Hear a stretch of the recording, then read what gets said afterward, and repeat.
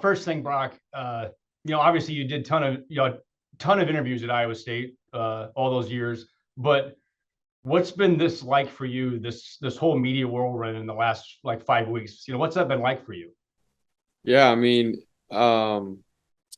at first I would say like, the first half of the season, everything, not a lot of action or anything. So I just got to focus on, getting better and my day-to-day process and stuff. But then obviously once you become the guy, obviously you have to give your time to the media and the public and everything like that. So it's been good to, talk to people about, what my thoughts and everything are and my feelings with everything. But everyone's been great. The national coverage and all that kind of stuff has been cool too to talk to people like Aaron Andrews after the game Yep.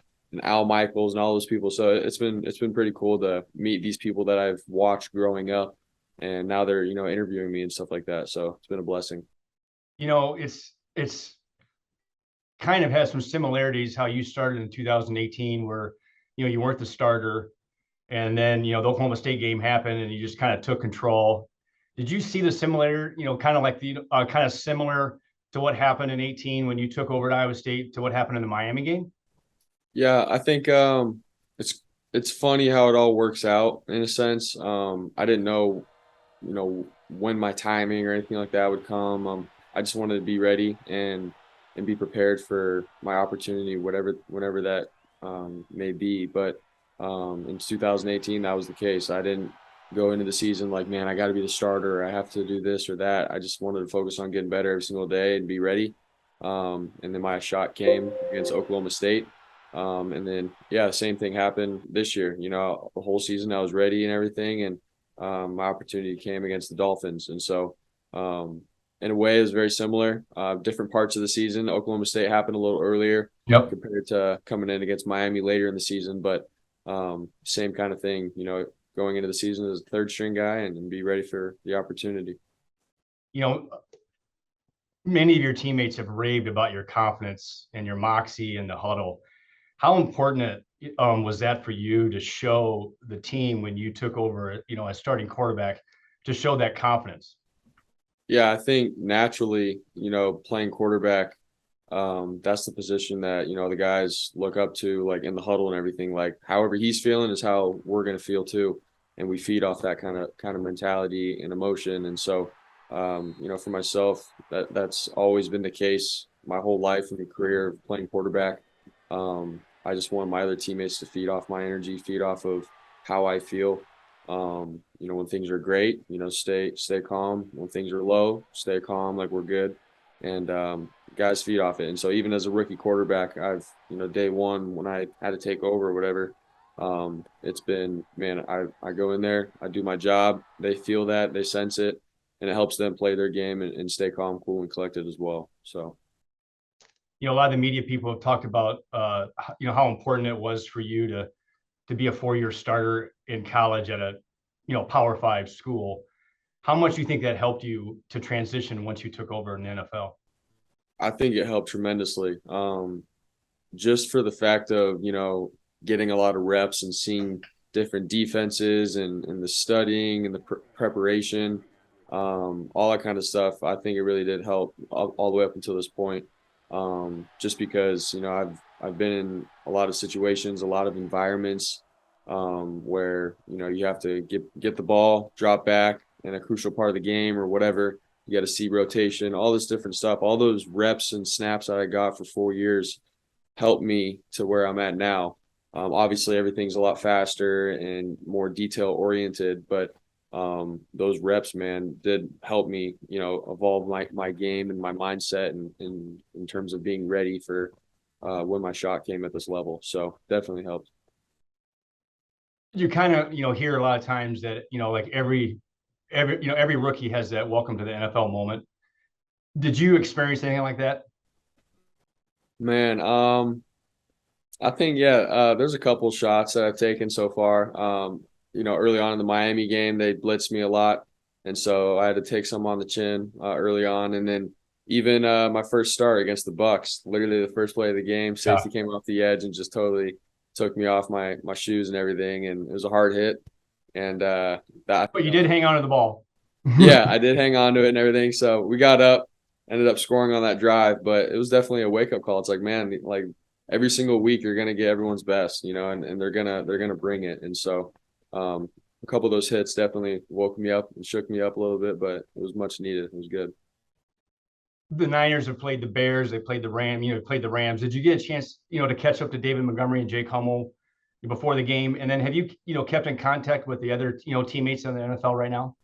Yeah, usually we all connect and stuff after the game and stuff. Just everyone has different preparation habits and whatnot. But yeah, definitely chopped it up with Jake after the game, and at the time I wasn't playing or anything. So during the game, I'm watching every single special team rep and watching Jake and how awesome he's done this year. Man, I'm so happy for him, and obviously David, him killing it with the Bears over the last 4 years. And man, I'm so proud of all of them, and then Chase Allen, talked to him after the game as well. So all the guys, man, just seeing them succeed has been great. And then talking to Charlie and saw that he got his NFL debut, I think yesterday. Yep. And so, but yeah, just keeping in touch with all those guys, man. Always pulling for them, and I always check in to see how they're doing and whatnot. But I mean, for them to go and represent Cyclone Nation, man, it's so cool. So I'm just so happy for them.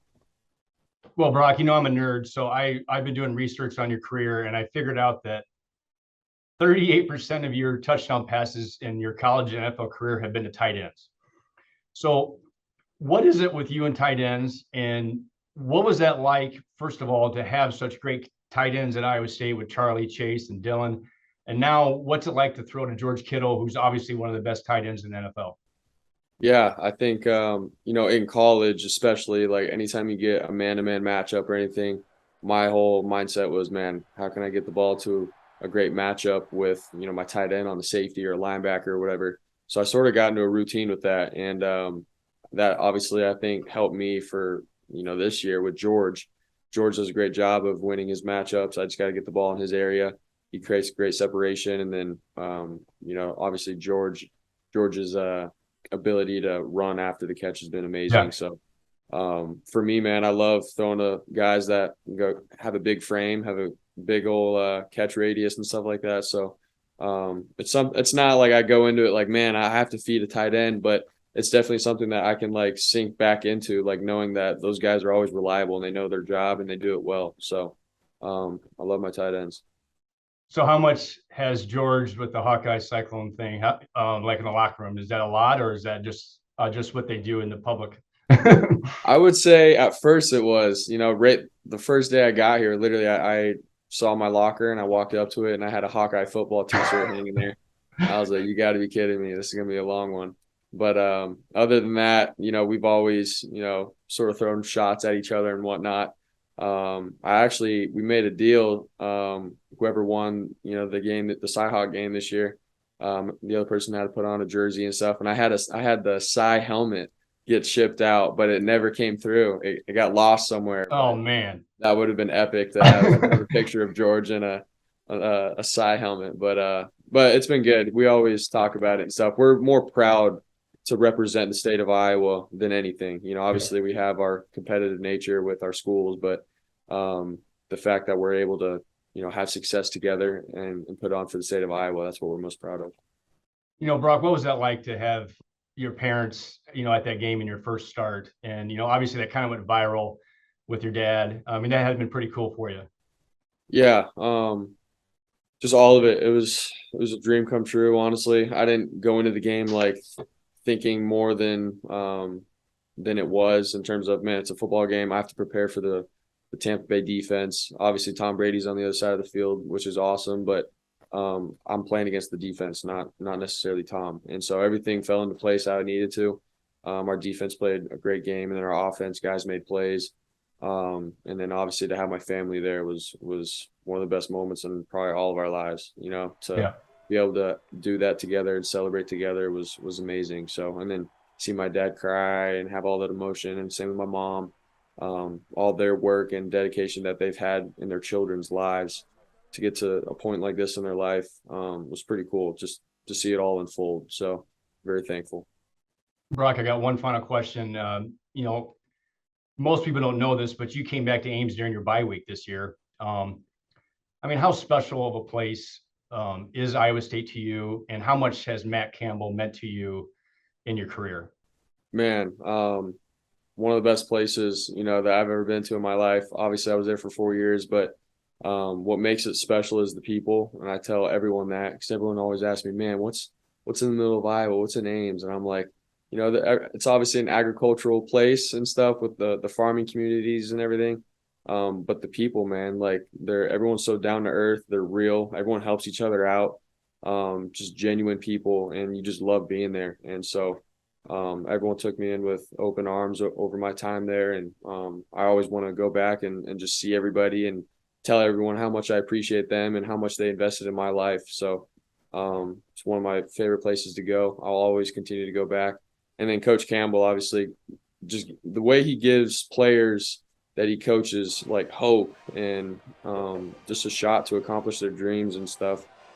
He cares more about setting people up for success in their life as a husband and a father more than accolades or anything like that. And he does care about football and winning, which is awesome, and that's why he's there. But he develops men, and he creates a lot of character in men in young men's lives, and I'll always appreciate that for Coach. And he came to my game yesterday, surprised me. He was there. Yep, that was awesome. With Jamie Pollard as well. So seeing them, man, I was hugging Coach, and I'm just like, man, thank you for helping me get to where I'm at. And he played a huge role. He was one of the first coaches to believe in me out of high school. To give me a scholarship. And whether I committed to Iowa State or not, he loved me for what I stood for and who I was. And so I owe it to Coach. I love him, and when I saw him yesterday, I was getting all choked up. I'm like, man, like, thank you for helping me get to where I'm at. So I love him. Brock, thanks so much for taking the time. I can attest to you that Cyclone Nation is going crazy right now, and so we're all rooting for you. And good luck in your final regular season game, and go get them in the playoffs, man. Yes, sir. I appreciate it. Go Clones, as always.